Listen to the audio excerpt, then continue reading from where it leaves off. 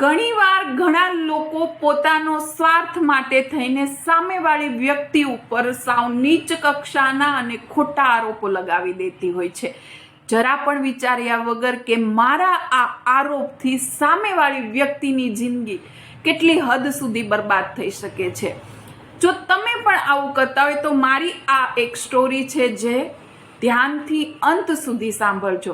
એક છોકરો હોય છે જે કરોડો રૂપિયા હોય છે, જેમની આગળ મિલકતની કોઈ પણ ખામી નથી હોતી, તો બીજી બાજુ એક છોકરી હોય છે કે જે સોશિયલ મીડિયા ઉપર ફેમસ થવા માંગતી હોય છે, કોઈ પણ રીતે, કોઈ પણ હદે।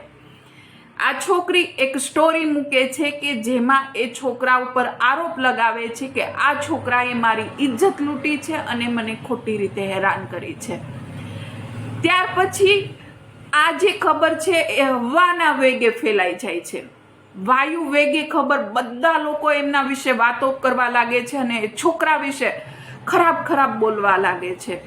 અંતે એ જે છોકરાનો બિઝનેસ હતો એમની સાથે જોડાયેલા લોકો એમનાથી દૂર થતા જાય છે ને એમનો બિઝનેસ ખૂબ જ તેજીથી નીચે પડી જાય છે, ધંધામાં ખોટ થવા લાગે છે અને એ સાવ રોડ ઉપર આવી જાય છે, એમનું બધું જ તબાહ થઈ જાય છે, આખી જિંદગીની કમાણી તહેસ નહેસ થઈ જાય છે।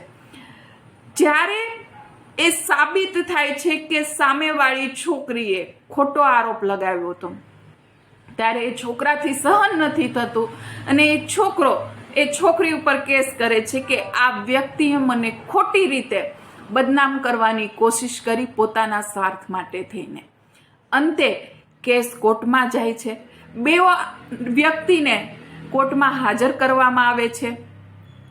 ત્યાર પછી છોકરી એવું કહે છે કે મારી ભૂલ થઈ ગઈ જજ મેડમ, કે મેં મારા સ્વાર્થ માટે થઈને મેં એમના ઉપર ખોટો આરોપ લગાવ્યો, મને એમનો ખૂબ જ પસ્તાવો છે અને હું એમની આગળ માફી માંગી રહી છું, તો મને માફ કરી દો। જજ મેડમ એમને એક કાગળ પકડાવે છે અને કહે છે કે આ કાગળ તું ફાડી અને બહાર ફેંકી દેજે, અહીંયાથી જ્યારે નીકળ ત્યારે આ જે કેસ છે એમનો ચુકાદો હું કાલે કરીશ। બધી વાત કાલ ઉપર જાય છે, છોકરી બહાર નીકળે છે અને કાગળ ફાડીને ફેંકી દે છે। બીજે દિવસે સવારે 10 વાગતા હાજર થાય છે અને હાજર જ્યારે થાય છે ત્યારે જજ મેડમ ફરી એમને કહે છે કે કાલે મેં તને જે કાગળ આપ્યો તો એ તે બહાર ફાડીને ફેંક્યો, એ કાગળ ફરી તો અહીંયા લઈને આવ। ત્યારે છોકરી કહે છે કે એ કાગળના કટકા તો ક્યાંય પણ હવામાં ઉડી ગયા હશે, એમનો અતો પતો પણ નહીં રહ્યો હોય। ત્યારે જજ મેડમ કહે છે કે હું તને આ જ વસ્તુ સમજાવવા માંગુ છું કે જો તે એક કટકા એમની ઇજ્જત ફાડીને ફેંકી દીધી, તારી માફી માંગવાથી શું એ ઇજ્જત ફરી પાછી એમને મળવાની છે?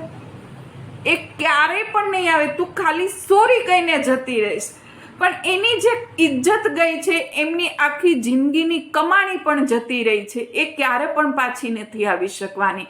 અને આપણે પણ આપણી જિંદગીમાં કંઈક આવું જ કરીએ છીએ, આજુબાજુના લોકો પણ કંઈક આવું જ કરતા હોય છે કે પોતાના સ્વાર્થ માટે થઈને એ બીજા વ્યક્તિને નીચા દેખાડવાની કોશિશ કરતા હોય છે, એ વ્યક્તિ ઉપર ગંભીર આરોપો લગાવતા હોય છે ને ઘણીવાર ઘણા વ્યક્તિઓ સામેવાળી વ્યક્તિને પહોંચી ન શકતા હોય એના લેવલ સુધી, ત્યારે એમની ઇજ્જત ઉપર આંગળી ઉઠાવવાની કોશિશ કરતા હોય છે ને એમને નીચે પાડવાની કોશિશ કરતા હોય છે।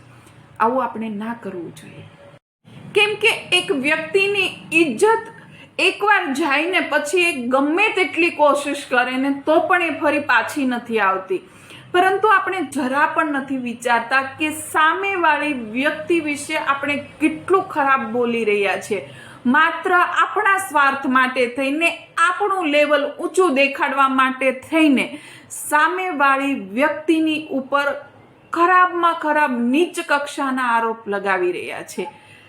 હકીકત તો એ છે કે એ વ્યક્તિ કદાચ તમને અત્યારે કંઈ નહીં કહે, એ વ્યક્તિ તમને સામો જવાબ પણ નહીં આપે, નીચેવાળા વ્યક્તિઓ જવાબ નથી આપી શકતા, પરંતુ ઉપરવાળો જ્યારે જવાબ આપશે ને ત્યારે આપણે ક્યાંયના પણ નહીં રહીએ। કોમલની વાતો કોમલ સાથે।